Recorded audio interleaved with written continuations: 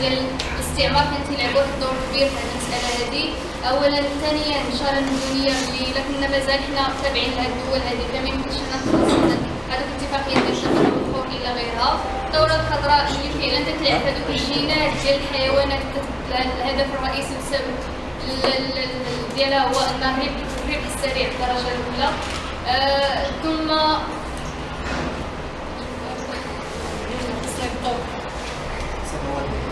ذكر بعض الخصائص على النظام الفلاحي الرهين اللي تيشوف فيه انه غير عادل، خطير جدا، انه نظام غير معقول، اللي بزاف ديال المشاكل اللي ذكروا لها منها التنميط ديال المنتوجات، منها الاستعمال ديال هذه المبيدات اللي هي سامه، ثم القضاء على المنتوج ولا على التنوع الاحيائي لا سواء النباتي ولا الحيواني. النتائج اللي ادت لها هذه المساله هذه ما هو سياسي، ما هو سوسيو-اجتماعي، ما هو بيئي. وشار ايضا خلاصه ان فعلا الواقع ديال التغذيه اليوم هو واقع مزري جدا. شار ان النسبه ديال كاين واحد التزامن ما بين المجاعه وما بين السمنه اللي فعلا هذا تيشير للوقت الحاجه ديال ان ماشي المشكل في الانتاجيه وانما في الانتاجيه الزائده والجشع ديال الراسمالي اللي تينتج ليه ماشي مساله ديال انه الهدف ديالو يراعي هذوك الناس اشنو بغينا حنا اشنو ما هو صحي، وانما فقط يبيعوا السلام. ضروره ان ما يسمى بالغذاء البيولوجي يعني الانتاجيه ديالو خاص ضروري اننا نبداو اذا ما هو مصنع اننا ناكلو ماشي رجوعا اننا نرجعوا الله، وانما نشوفوا اعاده النظر في هذه المساله هذه.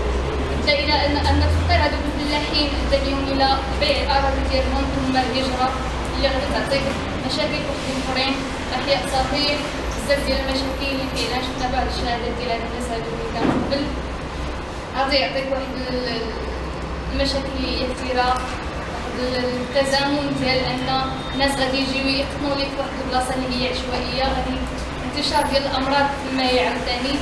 بزاف ديال المشاكل صحيه، ما هو امراض الربو، امراض ديال السرطانات الجلديه، هذا بالنسبه للاعضاء، هذا كله شرير رفيق وصحي فيه. دابا غادي نشوفوا المداخلات الاخيره اللي غادي يديرها الرفيق على صيرورة اتفاقية الأمم المتحدة حول المناخ. مساء الخير الرفاق. دونك الموضوع ديالي هو سيتطرق على نتائج مؤتمر التطور في باريس، مؤتمر الطاقة 21 وكذلك الرهانات ديال مؤتمر أطراف في صناعة مراكش 22. دونك بنية العرض ديالي يعني مجموعة النقاط. كاين المقدمة وجوب العدالة يعني المناخية، تغيير مناخي ونظم الترابط، كوب مؤتمر اطراف 21 بباريس، معلومات عامه حول هذا المؤتمر اللي هو في باريس، سياق مؤتمر الاطراف يعني الكونفيرونس بارتي اطراف مؤتمر باريس، كذلك ابرز يعني مواضيع المفاوضات اللي كانت يعني في المؤتمر يعني في باريس، كذلك اهم النتائج اللي هي خرجت بها المؤتمر 21 يعني باريس، كذلك وفوق من حد العوامل تغيير المناخ ورهانات يعني مؤتمر اطراف في مراكش. كذلك هناك سؤال من حلول بديله، ونطرقوا الى ذلك الى واحد المجموعه ديال يعني دراسه الحالات ديال واحد المجموعه ديال المنظمات اللي هي كانت ضابطه اللي هي ايكولوجيا اللي هي اشتغلت كذلك نشوفوها تقريبا يعني مجموعه الدول واخيرا فرنسا. دونك مفهوم العداله المناخيه دونك ما طرقناش دقيقه قبل سواء من المشي وهي عاده تطلع على المسؤوليه التاريخيه للغاز الصناعي اللي تسبب يعني في الاحتباس الحراري نتيجه واحد المجموعه ديال العوامل كخلال الاستعماري من الثروات يعني سواء يعني الطبيعيه ولا البيئيه ولا كذلك الاستعمار الراسمالي، كذلك العداله المناخيه لا تعني كذلك يعني القطيعه مع سياسه الانتاج وسياسه اللوم اللي هي تكميل اساس سياسه النخب السياسيه العالميه، كذلك الشركات عابره القارات، وكذلك الانظمه العسكريه والقادات يعني والنخب المحليه المتواطئه مع هذه يعني الراسماليه المتواطئه. دونك تغيير المناخ يعني كاين واحد المجموعه ديال الارتباطات تقريبا يعني اللي ترتبط بالتغيير المناخي. تشوفوا هنا قبل في هذا الرسم هذا يعني التغيير المناخي كما الاصدقاء مني هو يرتبط كذلك انه كثير على الصحه البشريه نتيجه تلوث يعني الهواء، كذلك تجديد الانظمه الايكولوجيه والتنوع البيولوجي سواء يعني يتعلق الامر بالثروات الحيوانيه الموجوده في البحر او في الجو، كذلك تهور نوعيه الهواء نتيجه هذه انبعاثات الغازات اللي تذكر على الاصدقاء سواء ثاني اكسيد الكربون سواء ثاني النيتروجين سواء CO2 اللي هو تينتج عن اللاطور، كذلك ارتفاع مستوى البحر والكوارث نتيجه ارتفاع درجه الحراره يعني نتيجه الارتفاع الحراري اللي تؤدي الى ذوبان الثلوج، كذلك الضغط المائي وانعدام كذلك الامن الغذائي. وتيبان لنا هذا الرسم هذا تقريبا اللي هو اللي سبق تقريبا تيبان هنا تقريبا نتيجه يعني لو شونجمون يعني التغيرات المناخيه الاثار ديالها تقريبا على واحد المجموعه كيبان لنا تقريبا يعني عنده تاثير على يعني الغذاء، كذلك على عنده تصحر، كذلك على الغابات، كذلك على الزحف ديال التصحر، كذلك على واحد المجموعه ديال يعني ديال التنوع الحيواني، كذلك ضعف طبقات الاوزون نتيجه للانبعاث الحراريه، وكذلك يعني التلوث يعني جوده الهواء، وكذلك انعدام الماء.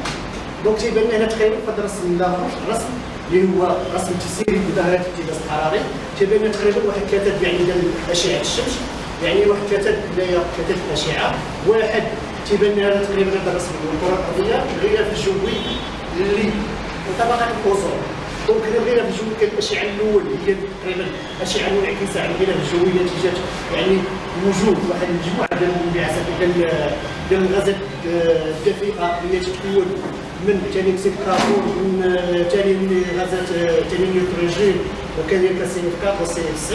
دونك هذا الانعكاسات اللي ترجع الاشعه ترجع اللي تتعكس على هذه الغازات الدافئه. كاين اشعه اللي توصل على سطح الارض توصل سطح الارض كاين اللي تترجعها، وكاين اشعه كذلك اللي ما توصل الى اشعه كذلك منعكسه من طرف سطح الارض،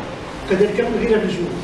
دونك اللي شفنا هنا هذا الرسم تقريبا هو تيتم الرسم الاخر، يعني اشعه الشمس باش توصل الى الارض كاينه تقريبا يعني في الاطار ديال القياس ديال اشعه الشمس يعني بواحد الدرجه 43 تقريبا هو يعني في المكان المربع، يعني في الوصول ديالها الى الغلاف الجوي تنقص يعني بواحد 100 واط في المتر المربع الى وصولها للارض 168. دونك هذا الامتصاص في الارض هذا كاين اللي كما قلنا قبيله الى الانبعاث الحراري كاين المجموعه ديال الغلاف يعني ديال الغازات الدافئه اللي هي تيتم باش يمنع ان التصرف ديال هذه الغازات هذه ديال الاشعه ترجع الشمس. كذلك المجموعه اللي تنعرفوا انه يعني باش يكون امتصاص تقريبا ديال ثاني اكسيد الكربون او امتصاص ديال الضغط ضروري خاصنا تقريبا الغطاء النباتي. تيبان لنا غطاء الاشجار يزيد تتذكر الانتشار ثاني اكسيد الكربون، وبالتالي انه غيزداد لنا تقريبا الغازات الدافئه على يعني الغلاف الجوي. هنايا تيبان لنا تقريبا يعني رسم كذلك اللي هو مرتبط بالنار، تيبان لنا تقريبا يعني نتيجه الانبعاث الحراري في هو ذوبان الثلوج، كذلك هنايا يعني تغيير في دوره الحياه ديال النباتات، كذلك هنايا السخونه او الاخر تدفئه مستوى يعني درجه الحراره ديال المياه ترتفع، كذلك هنايا النتيجه كذلك ترتفع عندنا مستوى البحر نتيجه ذوبان الثلوج اللي تيبان هنايا، كذلك هنا تولي تاثير يعني على الحيوانات البحريه، كذلك هنا تيبان لنا واحد المجموعه يعني نتيجه التاثير يعني ديال الانبعاث الحراري يعني واحد التغيير يعني هنايا واحد الامواج تقريبا ديال السحب وديال الثلوج، ارتفاع درجه الحراره، وكذلك واحد الموجات اللي هي ديال الحراره اللي تؤدي الى حريق، كذلك التغيير يعني في الدوره ديال الهجره ديال الطيور وتغيير كذلك يعني في دوره الحياه ديالها. دونك هذه واحد المجموعه كما ذكرت تقريبا نتيجه ارتفاع الحراره. دونك هنا مصادر التلوث كاين فيها ثلاثه المصادر، كاين المصانع، كاين وسائل الماء، الاستخدامات المنزليه. المصانع يتبنى معمل تكوين البترول، معمل الاسمنت، كذلك المصانع الكيماويه، وسائل النقل كاين السيارات تيبان تقريبا ان المغرب ولا تقريبا كواحد المطرح تقريبا لواحد السياره اللي تفوق يعني تقريبا 10 سنين اللي مثلا ممنوع انها يعني سيركلي في الدول الاوروبيه وخصوصا من يوعى تقريبا انها تبع الدول مثلا تبع العواصم يعني الاوروبيه من انها تدخل. تعرفوا مثلا في الدول الاوروبيه كاين لي فواتير اورو 1 اورو 2 اورو 3 يعني اللي باش تدخل يعني هذه المجموعه ديال العواصم ضروري انها يعني خص دي واحد الضريبه ديال البيئه. دونك كاين الاستخدامات المنزليه كاين وسائل التدفئه. الاستخدامات المنزليه هي مرتبطه تقريبا يعني كما ذكرت الاخت الجميله هي اللي كان دار واحد التدخل ديالها حول يعني تقريبا ديال الصرف الصحي واستعمال المياه. كذلك وسائل التدفئه اللي غنشوفوها من بعد في واحد الموضوع اللي هي مرتبطه يعني بواحد المجموعه ديال النتائج ديال الكفان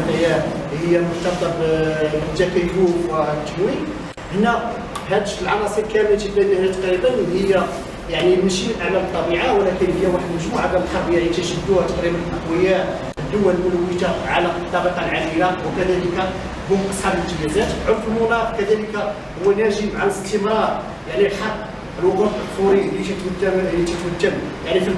البترول الحجري والغاز الطبيعي. هو كذلك فيها الشركات والحكومات الغربيه جلبت الى جنب مع النخب المحليه والقاده العسكريين. دونك هذا هو نتيجه واحد القانون ونزيد عليه من نمط الانتاج الراسمالي وكذلك الاستقرار. هنا المعاينه في حدود 2010 كان احتمال ارتفاع درجه الحراره ما بين درجه ونصف الى قرابه 6 درجات. ارتفاع هو يرجع بالاساس الى عوامل بشريه بدات منذ يعني الثوره الصناعيه سنه 1850 وزادت حدتها خلال العصرين. كاين يعني التقرير ديال لو جروب يعني الفريق يعني اللي تابع الامم المتحده اللي كان صار واخد التقرير الرابع 2007 يؤكد فيه بان نسبه التاكد من مسؤوليه الانسان عن زياده غازات الدفيئه قد ارتفع من 90% حاليا وقابل 6% سنه 2000. دونك تيبان لنا في هذا الرسم تقريبا يعني النسبه يعني ديال غازات الدفيئه تبان لنا توليد الطاقه تقريبا هو 35%، المواصلات هو 19%، صناعه النفط 15%، صناعه الاسمنت هي 8%، الزراعه 1%، النفايات 6%، وصناعه الالومنيوم هو 8% الى وبعض العناصر الثانيه تمثل يعني 8%. المعاينه كذلك مسؤوليه غازات الدفيئه وخاصه ثاني اكسيد الكربون هي مسؤوليه تاريخيه كما شرح الاصدقاء، مسؤوليه الدول الامبرياليه من الاساس امريكا الهند استراليا الاتحاد الاوروبي روسيا البرازيل وكذلك العربيه السعوديه التي تعتمد اساسا على يعني استخراج النفط يعني الطاقه يعني الوقود الاحفوري، كذلك جنوب افريقيا وكذلك مجموعه الدول النفطيه. مساله النموذج التنموي المعتمد على الطاقه الاحفوريه وهي المسؤوله بالاساس عن انبعاثات غازات الاحتباس الحراري وغازات ثاني اكسيد الكربون. دونك اجوبه لمواجهه ظاهره التغيرات سواء على المستوى الدولي منذ يعني ريو دي جانيرو 92 كذلك غنشوفوا على المستوى الوطني والمستوى المحلي. هنا تقريبا هذه هي تقريبا مجموعه ديال النتائج اللي خرج بها مؤتمر الاطراف ديال باريس 2021. دونك كان العمل على المستوى الاممي والوطني والمحلي، كاين التكييف هو اللي غنشوفوا الابور، كاين التخفيف وكاين نقل التكنولوجيا وكاين التمويل. دونك مساله ديال التكييف. دونك مساله التكييف هو الاساس يعتمد يعني على التكييف على يعني البقاء هو بقاء على الوقود الاحفوري يعني المسائل يعني الانتاج ديال الغاز، الانتاج ديال الابور، وكذلك خلق واحد المجموعه يعني ديال الوسائل من اجل التكييف. اللي تنشوفوا هنا تقريبا هو يعني ايجاد مصادر جديده للمياه، اعاده هيكله الزراعه وتحويل المصانع، محاصيل قله الزرع، بناء كذلك جدران للوقايه من تسرب المياه من المالحه الى يعني الى الحقول. كذلك هو يعني انشاء واحد النمط ديال المدن الجديده تنشوفوا تقريبا هو تيبان تقريبا مثلا بالنسبه تنشوفوا نمط ديال العماره الخضراء، السياره الخضراء، يعني واحد المجموعه ديال المشاريع اللي هي ما يسمونها بصديقه البيئه او المشاريع الخضراء. دونك السؤال اللي تطرح هو ان هذا التكييف هو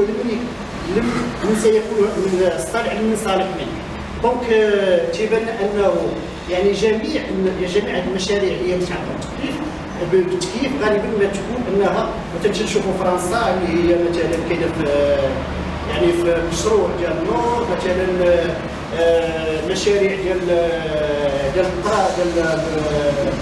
ديال القاع كونفيتاس، كذلك مشاريع مثلا ديال في الشرق. دونك هو غادي يستافدوا منا تقريبا جميع، يعني في التمويل وكل شيء غيستافدوا منا تقريبا جميع السلطات، يعني المؤسسات النيوليبراليه القائده على صياغه التحول المناخي. دونك حين ان المجتمعات المحصنه هي بالتغيير ستبقى يعني في المستقبل. يعني دونك اللي تيبان واحد البلون تقريبا ديال لادوبتاسيون هو اللي جا تقريبا تبان تقريبا ما يخص المأساة في الشرق، يعني كذلك في التعليم، في الصحه، في الغابات، في الترونسبور. من ناحيه يعني اللي تيجي تقريبا هذا واحد البلون تقريبا اللي حاطها فرنسا هو لادوبتاسيون، يعني جا تقريبا من خلال النتائج في النقطه الثانيه. بالنسبه للماء هو يعتمد على تجميع المياه مثلا المياه ديال الشتاء، واعاده يعني تحويل المياه مثلا ديال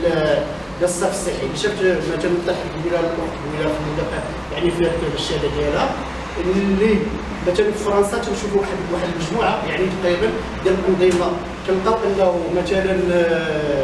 يعني تصريف ديال المياه المستعمله خصوصا مثلا في المراكز تكون عندها انكراليزاسيون بوحده خارج الوحده. كذلك يعني المياه المستعمله مثلا اللي هي ديال الشتاء تكون عندها معالجه وحده، يعني بدون معالجه ويتم يعني الصرف ديالها والرجل ديالها تقريبا في المياه البحر. كذلك المياه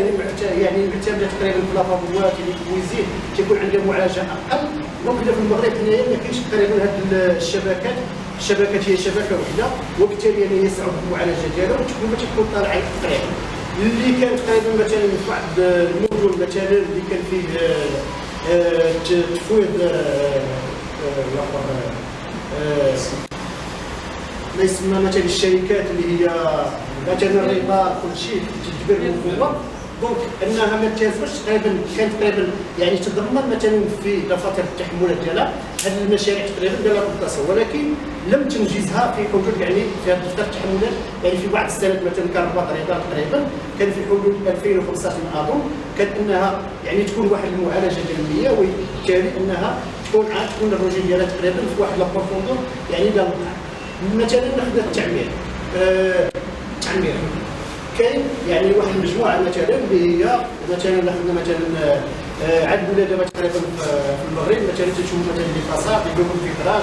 مثلا السيستيم ديال ليزولاسيون فونيك ليزولاسيون تكنيك. دونك هذا كامل انها المغرب هذه واحد المجموعه تقريبا يعني ديال المشاريع اللي هي تتوبليجات يعني خاصها يعني تجذب بها الدول المغربيه، ولكن ان المنتوج المحلي غير كافي، وبالتالي انه يتم الاستيراد ديالو تقريبا من فرنسا من الدول الاوروبيه والشركات اللي هي اللي تكون عندها المونوبول، وبالتالي انها يعني ان اليد العامله او مثلا الحرفيين او مثلا يعني المنتجين هنايا يعني ما تيكونش ان برودوي لوكال، وبالتالي انه يكون ان امبورطاسيون ان اكستيريور، وبالتالي ان اليد العامله لا تفقد واحد يعني واحد المجموعه يعني ما تبقاش تشوف مثلا الصناعه التقليديه، ما تيبقاش انه يعني اللي تيستافد اكثر وهي الدول يعني اللي صارت تقريبا هذه النتائج ديالها. كاين الترونسبور مثلا هو اعاده يعني هو اعاده مثلا l'infrastructure pour éviter la dégradation، تيكون له كونترول الى لاكزيكسيون يعني او بون دي فورم، وبالتالي انه يعني نعرفوا حنايا تقريبا لي شوسير او الاخر يعني الطرق كانوا معتمده على انتاج مشتقات ديال الوقود الاحفوري، وبالتالي هذه واحد المجموعه. دونك السؤال اللي يطرح هو ممكن انه تغيير الحقيقه، دونك تغيير امر لا مفعول به. اهميه التكييف يعني السؤال اللي تيطرح هو في التحويلات الماليه. ما كاينش تقريبا يعني النتائج ديال الفتيات واحد المساله التحويلات الماليه هي دول الجنوب، وبالتالي انه ما كاينش مسطره يعني بهذا، وبالتالي انه المعتبر المغربي غالبا ما يجيبش على تقريبا على هذه المساطير. دونك كاين التقديرات ديال برنامج الامم المتحده اللي هي 86 مليار يعني في السنه في عام 2050 اللي متاحه حاليا دابا ماليا هي 26 مليون دولار اللي هي ميزانيه مخصصه للدول في بريطانيا للفيضانات فقط. النفط المداخيل ديالو تقريبا هي 1300 مليار يورو. درت لكم واحد المقارنه، النفقات العسكريه تقريبا هي تفوق يعني تقريبا هي في الماء يعني في المنتوج يعني في المداخل ديال النفط هي 1000 دولار مليار دولار امريكي في السنه. ممكن يطرح المساله انها يعني كاين واحد المشاكل يعني في اعاده يعني في الوصول الى نقل التكنولوجيا هو واحد الفتح يعني في النتائج ديال باريس، فتح واحد الباب التحايل كامل على الاتفاقيات يعني بلا عقوبات. يعني هو تتعهد فيه الدول المتقدمه بتقديم المساعده التكنولوجيه كما يسمى بآلية التنميه النظيفه للدول الناميه، وكذلك دول العالم الثالث، بمعنى ان هذه الدول تقوم بشراء يعني واحد النسبه ديال الغازات ديالها مقابل انها دير واحد المشاريع ديال الطاقه النظيفه. مثلا كان مشروع مثلا النور اللي تكلفت فيه تقريبا واحد يعني دخلت فيه تقريبا المانيا وفرنسا كذلك، اللي شرات تما كيحطوا التمويل ديالها، ولكن ان المغرب بحكم انه دوله انه تقريبا ما في التقارير تقريبا اللي هي كاينه في البنك الدولي ولا في التقارير تقريبا ديال المنظمات اللي تابعه للدول يعني الاتحاد الاوروبي او الاتحاد الاوروبي اللي صنفت المغرب انه من ضمن انه الدول اللي عندهم انبعاثات غازات دافئه قليل، وبالتالي انه المغرب تيبيع تقريبا هذه النسبه ديالو ديال الغازات يعني الدافئه مقابل انه يجيب المشاريع يعني ديال التنمويه اللي يسمى بنقل التكنولوجيا. التمويل هو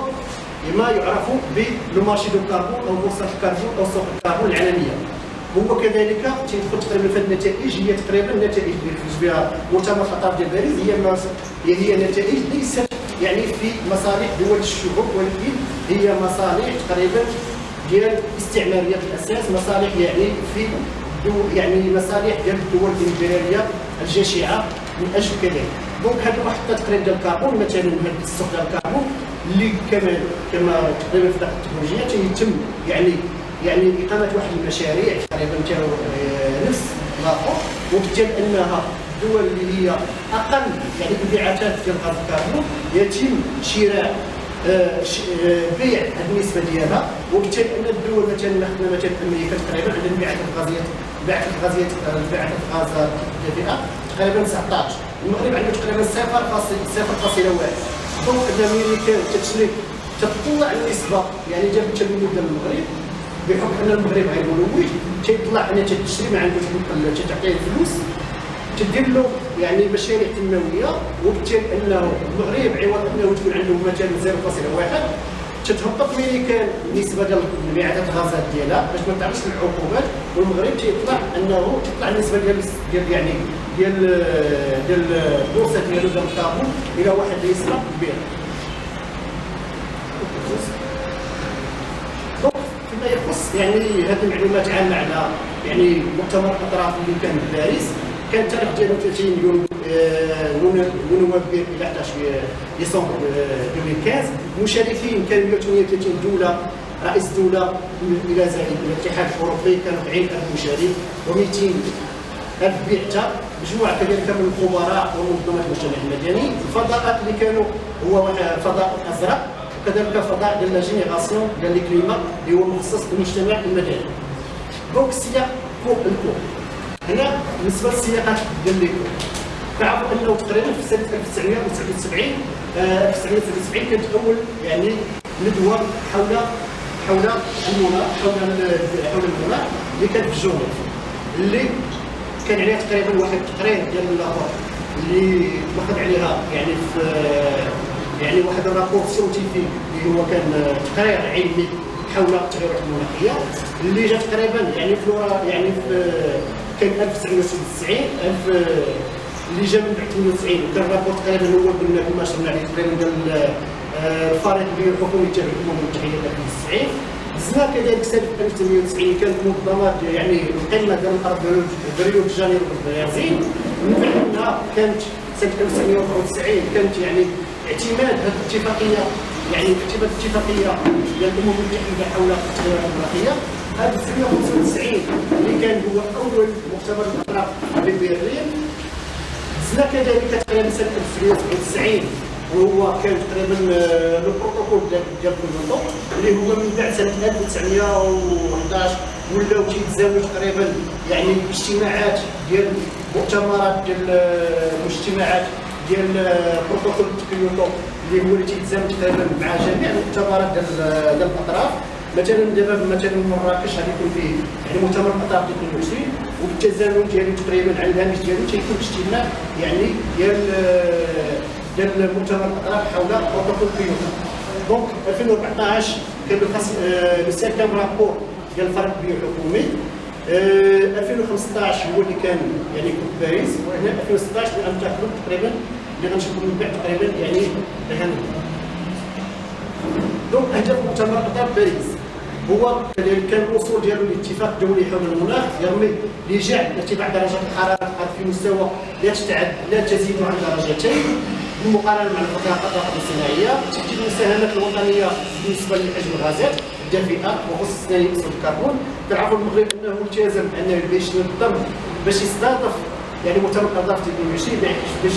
يهبط باش يخفض يعني انبعاثات الغازات ديالو الى يعني الى 30% 15% يعني مقابل يعني اللي كنقدر نسميه التمويل ديالو، وكذلك 15 يعني مقابل تقريبا ديال التمويل. كذلك الوصول الى اليات التمويل الصندوق الاخضر والتنميه المستدامه والاقتصاد الاخضر. اشنو الحلول هي مساهمه الجماعه الترابيه كما كاين التزامات المغرب تقريبا في الاخراج ديال الغازات يعني الدافئه. ابرز مواضيع المفاوضات واللي هي ما كانش هذه المفاوضات هي مباشره، اللي هي كانت خارج يعني خارج يعني باريس كما جات واحد التقارير انها النتائج كانت خارج المؤتمرات، وبالتالي انها هاد الدول هذا لم تكن انها يعني كانت سوريا تاع الاجتماعيات، وبالتالي انها المواضيع والنيغوسياسيون كاملين كانوا اور يعني ديال الكوبلين. الزاميه كل الدول على خلاف بروتوكول كيوتو بواحد المساهمات بالنسبه لنقص انبعاثات الغازات الدافئه في الاجال المحدد، كمتطلب التكييف للشمال الطويله ومتطلبات التخفيف نقل التكنولوجيا واجمل الحلول، وهي مساهمه ديال الدول والجماعات الترابيه والمؤسسات يعني المؤسسات الصناعيه اللي هي مروجه كمؤسسه بيكا ومجموعه ديال المؤسسات. التمويل، العداله المناخيه هو تعويض كذلك الاضرار المستمر يعني كذلك مسؤوليه مشتركه ومتباينه بالنسبه لانبعاثات الغازات الدافئه. دونك اهم النتائج ديال الكوب 21 تتمثل ابرز النقاط الاتفاق النهائي لقمه المناخ بين المفاوضات الصعبه، الانتقال من بعد كيوتو عبر التوصل الى اتفاق بنزين، اتفاق انه بروتوكول كيوتو تعرف انه في الاجتماع يعني مؤتمر الاطراف صدقت في جميع الدول بالإضافة إلى الاتحاد الأوروبي من غير الولايات المتحدة من غير الولايات المتحدة الأمريكية هي التي لم تصادق على بروتوكول كيوتو، وبالتالي خرجت الاتفاقية. دونك يلزم يحدد ارتفاع درجة الحرارة وإبقاؤها دون درجتين في حدود 1.5 إلى درجتين. الالتزام المالي صندوق يعني خلق صندوق اخضر في حدود 100 مليار دولار. دونك عمليه ديال التوزيع، عمليه المساهمه ديال الدول الامبرياليه الدول الصناعيه المروجه غير محدده. الدعوه للانتقال التدريجي للاقتصاد المعتمد على الطاقه الفوري القائم على الفحم والبترول والغاز الى اقتصاد اخضر معتمد على الطاقه المتجدده. كاين اهم نتائج الحمايه هي مسؤوليه الخسائر والتعويض اللي نقلها الاخوان وتعويضات الدول الناميه بناء على مبدا مسؤوليه مشتركه ومتباينه ومبدا العداله المناخيه. كذلك الالتزام بتسيير نقل التكنولوجيا وبناء القدرات بالنسبه للدول الفقيره. هنا تعتني عدم الاعتراف يعني بالمسؤوليه التاريخيه للغرب الصناعي في التسبب في ظاهره الاحتباس الحضاري العالمي، سواء من خلال الاستغلال الاستعماري او من خلال الاستغلال الاستثماري الحالي اللي تنشوفه. افاق الحد من عوامل تغيير المناخ اللي هي كاينه تقريبا اللي كانت في نتائج الكوب اللي جات السيروره ديالو يعني المؤتمر القطاع 2020 هو اندماج مسؤوليه التكييف والتكييف ديالنا ماشي غير يعني التكييف التناول كالطاقه النظيفه والنجاح الطاقيه، العماره الخضراء كما شرت قبيله مثلا يعني مثلا في ليزولاسيون في المير في مثلا لا مينيزري الاجاره باش تكون يدوك الفرقاج باش ما تكونش واحد الساعه الطاقه كذا الطاقه. كذلك ليزولاسيون مثلا اونيفور ديال المطافو. كاين النقل النظيف بحال لي طرامواي بحال لاخر تحول تبدل البدايات الدمويه خلال القاره تشجيع مرافق صديقات المناخ توسع في ابار البترول والمساحات الخضراء زياده التشجير تحويل نحو انواع استهلاك وانتاج المستدامات البحث العلمي التربيه والاعلام والتواصل وكذلك تشجيع المبادرات صديقه المناخ. الرهانات اللي هي طروحه على فريم المؤتمر اطراف 22 من مراكش وكذلك الاجتماع اللي هو غادي يكون على الهامش ديال البروتوكول كيوتو يتطلب اراده الدول وممثل الشعوب من التوقيع المصادقه على الشروط اجراءات وتفعيل اتفاقيه باريس وخاصه مفهوم العداله المناخيه وضع اليات مراقبه تنفيذ من اتفاقيه باريس كذلك تعويض الدول اكثر تضررا وخاصه الدول الجزريه وتعرفوا ان غالبا مهدده نتيجه ارتفاع درجه الحراره وزياده انه درجه الحراره كما سبق نشرناها تقريبا في هذه الرف هو دوام الثلوج وبالتالي انها الجزر كامله انها يعني المفروض على انها غتغرق كل شيء كمثلا بنغلاديش مصر جزيره فلوريدا بعض الدول مثلا الاوروبيه اللي هي جزء منها. هنا تيبان واحد المجموعه تقريبا اللي هي ليست حلول صديقه البيئه هنايا اللي هي في المغرب كاين محطات الطاقه يعني الطاقه الشمسيه كاين المحطه ديال الهوائيه الترامواي مثلا هذه العمارات الخضراء وكذا المحطات كامل اللي هي نشوفوا ليست يعني كحلول بديله كحلول يعني تكون يعني انخفاض يعني ديال التكييف وكذلك ديال البلاصه. البدائل اللي هي فرض ضرائب على كبار الممولين تتماشى درجه الضرائب التي تدخل الانشطه الصناعيه كذلك تمكين السكان المحليين لاستعاده مواردهم الطبيعيه ومشاركه الفعليه في التصرف فيها وابقاء الديون الماليه كما ذكرنا نستهدف الدول الفقيره والتي تبقى تافهه مع الدين التاريخي والبيئي التي تدل به الدول الشماليه من الدول اعاده التوظف ما يقرب ان كاين انتاج من ان كاين استهلاك يتبقى في الانتاج تقريبا في الفلاحه كنلقاو انه يعني واحد المنتوجات الفلاحيه في المنطقه اخرى يعني خاصها باش خاصها واحد المسافه انها باش تتسوق وبالتالي انه اللي في منطقه اخرى انهم خاصهم حتى هما يجيبوا يعني منتوجات فلاحيه اخرى. على المستوى الوطني كذلك علينا ان نفرض نقاشا مفتوحا وشفافا حول مستقبل المنطقه في بلادنا كما يجب علينا ايضا ان نفرض رسميا على هذا القطاع ونعتبر ان من ضمن الموارد الطبيعيه هي موارد او مثلا موارد ديال الشعب اللي خاصها واحد التدبير شعبي وبالتالي في هذه المساله كذلك التصرف فيها والتوزيع ديالها والاستثمار ديالها هذه واحد مجموعه دراسات الحالات اللي غنشوفوها تقريبا هنايا هذه كانت في الهند بين ايديولوجيتين متقابلتين ديال نهرو وديال غاندي اللي هي بين التحديث وكذلك استدامه الاوضاع بقاء الاوضاع اللي كان فيها تقريبا هو بناء واحد مجموعه ديال السنين اللي هي نسبيا تتشابه مع المنظور او مع السياسه اللي هي كان جات معها ديال الحسن الثاني للسياسه الدول ولكن ما عطاش النتائج ديالها تقريبا اللي هي نفس البنايه وبالتالي انه هذاك السدود اللي تبناو تقريبا كان تجميع ديالو وبالتالي انه عمرت تقريبا واحد المجموعه ديال الاراضي تم التهجير يعني ديال الفلاحين الصغار يعني كميه الاراضي واحد المزروعه اللي كانت تقريبا تشكل عليها تقريبا هاد السدود هذه ما بقاتش يعني كانت فيها الفلاحه كانت واحد المجموعه ما بقاتش مدرسه كنقول الفلاحه طلع الثمن ديالها ولا التصدير ديالها وبالتالي انه تم التهجير ديال السكان الاصليين وبالتالي انها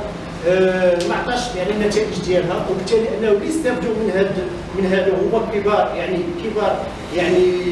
لي كومبرادور تقريبا ديال لي نتيجه انه تقريبا في المغرب نتيجه مجموعه ديال الصندوق اللي تمشي في المغرب كان اتفاق عارفين تقريبا في غير الانشاء والديون اللي كانت تقريبا ديال المغرب تقريبا بناء السدود اللي استافدوا منها ليست هي يعني الساكنه جماهير تقريبا صغار الفلاحين واللي استافدوا منها تقريبا اكبر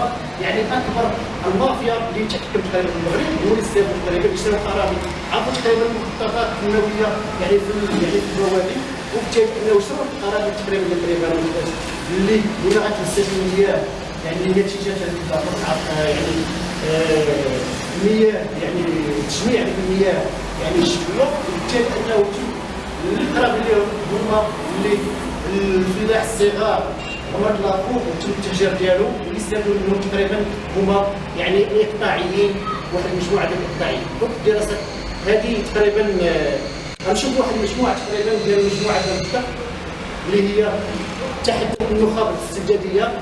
وكذلك العالم النيوروليبرالي. غنشوفوا واحد المجموعه كامله هنا. هذه حركات يعني العداله الاجتماعيه، العداله المناخيه الان اللي هي تناضل من اجل كشف الوجه الحقيقي للحلول الزائفه اللي هي قلنا قبيله ديال السيناريو الخضراء، وكذلك نفا صناع القرار وكبار المفوضين تقريبا في مؤتمر الاطراف اللي دز، كذلك كبار ارباب العمل الذين يبحثون دائما وقبل كل شيء على تحقيق مصالح يعني من الارباح، كما تناضل هذه الجمعيه هذه وهذه المنظمات تقريبا اللي هي منخرطه معها من اجل حلول بديله حقيقيه على الضرب القطع التام مع نموذج الاستهلاك والتوزيع والاستهلاك الراسمالي. دونك غنشوفوا هذا تقريبا يعني واحد المجموعه من الأحداث اللي كانت في باريس اثناء يعني اجتماعات ديال مؤتمر الاطراف واحد في باريس، اللي كانت هنايا في الصوره تيبان تقريبا هذه المجموعه ديال الضغط اللي كانت تقريبا دارت واحد المجموعه ديال الملصقات من كبار الملوثين واللي هما يعني اللي هما متورطين تقريبا يعني في جرائم بيئيه، وبالتالي هذه المجموعه هذه تقريبا انسحبوا من يعني من المفاوضات. كذلك تنشوفوا عاوتاني كذلك هذه المجموعه ديال الضغط ضغطت تقريبا على الحكومه الارجنتينيه مراكش غتشارك في مؤتمر الاطراف في باريس، وكانت واحد المجموعه تقريبا اللي هي ظهرت في بوينس ايرس، وبالتالي انها رغم الحكومه يعني الارجنتينيه من اجل المشاركه تشوف كذلك الحركه السعوديه اللي ما كانتش من الدول البتروليه اللي ضغطت على واحد المجموعه ديال الفرقاء مثلا الدول العربيه الفرق ديالها من اجل عدم التصويت لهذه النتائج ديال باريس، وخصوصا انه ارتفاع يعني النقص من الوقود الاحفوري وبالتالي النقص من البترول. كذلك كان دعمت واحد المجموعه اللي هي كانت خارجه تقريبا المفاوضات، وخصوصا يعني جزر الماريشال اللي هي دعمتها من اجل يعني من اجل يعني الالتحاق كذلك المفاوضات اللي هي المهدده اكثر يعني بالفيضانات، وبالتالي انها حضرت وكان عندها وقت وكان عندها تقريبا هذه واحد المجموعه اللي هي نموذج من جزر. هذه التجربه ديال واحد الحركه ايكولوجيه كذلك اللي كانت في نيجيريا اللي هي تستمر على تقريبا نعرفوا ان الدول نيجيريا هي من الدول البتروليه، واللي مستمر على تقريبا في واحد المرحله وهي واحد المجموعه البتروليه الشام موبايل الى اخره. هذه المجموعه تقريبا البتروليه اللي كانت تتخرج البترول وكانت يعني يعني الانتاج ديالو عبر واحد القنوات باش التصدير ديالو والتصفيه ديالو، كتدرس على واحد المجموعه ديال الخطوط ديال المزارعين الصغار اللي تثبت يعني هذه القنوات يعني ديال البترول كانت تتصرف يعني في النقد يعني في واحد المجموعه ديال يعني هذيك في الممر ديالها هذاك الحقول، وبالتالي كان التاثير ديالو على الزراعه، وبالتالي الزرماء يعني الفلاحين الصغار تم التهجير ديالهم. ظهرت هذه الحركه الايكولوجيه اللي هي كانت معارضه ودارت واحد المجموعه ديال الوقفات واحد المجموعه ديال السنين، ولكن يعني هذه الشركات عبر القرارات هي شنت واحد المجموعه ديال العسكريين، وبالتالي كانت واحد المجموعه تقريبا ديال هاد المناضلين الايكولوجيين، وهو اللي كان منهم كاين سارو وياه. دونك هذا تقريبا نموذج اخر من المجموعات تقريبا اللي هي كاينه في الطيرون. تشوف هذا السد هذا تقريبا في واحد القرن هنايا، هذا الواد جاو هنا تقريبا داروا له واحد السد ديالو ونتيجه تقريبا مشابهه للطريقه ديال الليل، داروا واحد السد تقريبا ديال التماكين غمرت المياه تم التهجير ديالهم، ولكن هاد السكان هادو جاو لهنا داروا واحد المخيمات تقريبا ديال اعتصامات تماكين، والتاجوا تماكين انه بداو تماكين الدراسه بداو تماكين واستدعوا انهم يعني يرجعوا الاراضي ديالهم بكيفيه بطريقه اخرى. هذه حركه هذه حركه نوطاف، وهي حركه ايطاليه اللي عرضت تقريبا لبنان الغون فيتاس نوطاف تقريبا هو بطاريه ترينو التا فلوت الشتاء وهو نوطاف فيتاس اللي هو رابط بين ليون وبين فرنسا الى حدود ديال كرواتيا تريستي اللي كان واحد المجموعه تقريبا ديال الفريق اللي هدوا الطبيعه هدوا خرقوا الاشجار لوجدوا البيئه المصانع كذلك ولكن باستمرار يعني تقريبا الحركه تقريبا اخر يعني كومبان هو كومبان دو بروتيستاسيون كان تقريبا لو 18 جويي اللي كان تقريبا في واحد السوسه واللي الان تقريبا ولي واحد كثير تقريبا اللي وصل تقريبا هاد النقطه تقريبا لا في المانيا لا في غريس لا في فرنسا لا في البرتغال دونك كان عنده واحد الدعم تقريبا اللي هو عالمي. حركه الاحتلال وهي حركه تقريبا اللي بانت تقريبا في امريكا.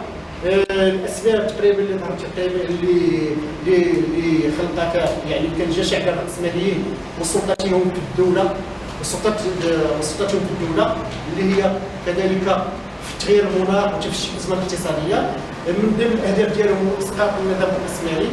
ما كان تقريبا عن جميع الانتشار تيبان تقريبا واحد المجموعه ديال الصور اللي كانت في سويسرا اللي كانت في ايطاليا اللي كانت في المانيا اللي كانت في فرنسا اللي كانت في البرازيل وكذلك في كندا وبريطانيا. دونك قبل ما ندوزو واحد كان واحد لو ديسكور تقريبا اللي كان هو اللي كان فيه تقرير يعني ديال الخارجيه وزاره الدفاع الامريكيه يعني تقرير ديال التغيرات المناخيه والامن يعني الوطني اللي شي يقول فيه تقريبا بانه لي مو كوزي بار لا تير de mercure par la farine et les maladies,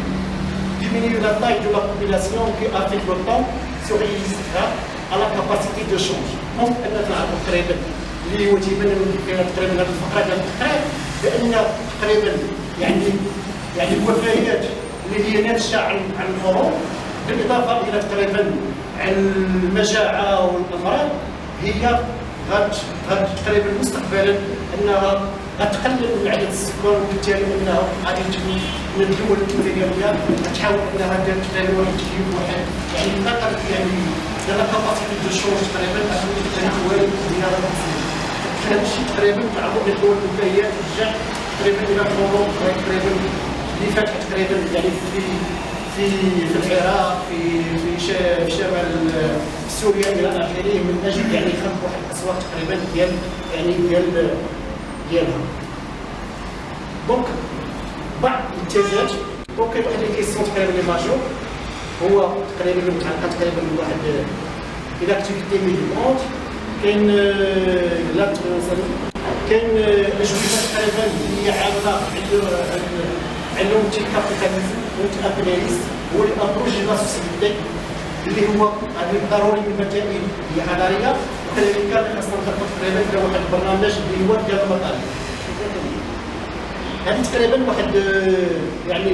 اللي جات تقريبا في مجموعه ديال التقارير هو كونستيتوي ان موفمون مونديال وهي حمله قضيه واحده وهي قضيه البيئه قضيه يعني تصدي لنمط الانتاج الراسمالي وكذلك الديمقراطيه في انخفاض كبير في المبيعات اللي هو غادي يحملنا الى اخر كنبدا الوقائي تقريبا الى حدود 85 في عام 2015 في العداله المناخيه وكذلك حمله من اجل المناخ وكذلك المناخ العالميه ومن اجل كذلك العداله المناخيه. دونك كذلك اللي هو مطروح تقريبا على المنظمات الايكولوجيه تقريبا العالميه وهو بوست واحد الجناح في مراكش هو فيه العمل الجماهيري من اجل العداله الاجتماعيه بين دول الشمال ودول الجنوب كذلك بين دول الجنوب ودول الجنوب بالبلاد ضد كذلك سوق الكربون كذلك واحد خلق واحد التقارب بين هاد الاجنحه ديال الراسال من اجل واحد النضال الاجتماعيه من اجل عداله مناخيه. دونك دوز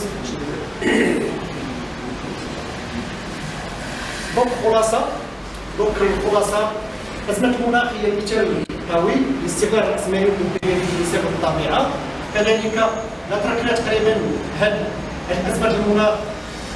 الاستجابه للتغيرات المناخيه هي اكيد تبقى في ديال المهمه الفيزا يعني اننا لن نتمكن من البقاء دونك نظم علينا يجب ان يكون النظام ديالنا من اجل العداله الديمقراطيه شعبيا، يجب اشراك المجتمعات المحليه الاكثر تاثرا، ويجب كذلك ان يكون موجها نحو توفير احتياجات الجميع. النظام كذلك يجب ان يكون للمطالبه بجبر الضرر لدول الجنوب على ما ارتكبته الرأسمالية، وكذلك من نهب مصالحها الثروات الطبيعية بتواطؤ مع الحكومات المحلية. وشكرا على انتباهكم. تحية الرفيق، تحية للجميع.